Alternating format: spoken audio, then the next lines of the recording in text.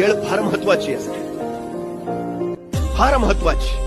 पण काही लोकांचा वेळ सरत नाही आणि काही लोकांना वेळ पुरत नाही. वेळ साठवता येत नाही, वेळ गोठवता येत नाही, वेळ वाचवता येत नाही, वेळ घड्याळ बंद करून थांबवताही येत नाही. तो त्याच्या गतीनं चालत राहतो.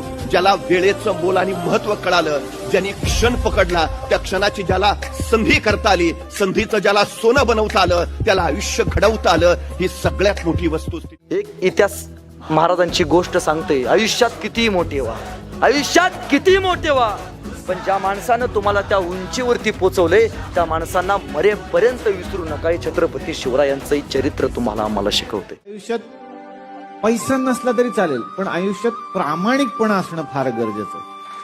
आपल्याला फार गोष्टी नाही मिळाल्या तरी चालतील, फक्त जेव्हा तू लोकांशी बोलून निघून जाशील तेव्हा ते चार लोक तुझ्याबद्दल चांगलं बोलत असले पाहिजेत. एवढं कमाव, बाकी नाही कमावलंच तरी चालेल. मला वाटतं की एवढी मोठी शिकवण देणारा बाप प्रत्येकाच्या आयुष्य.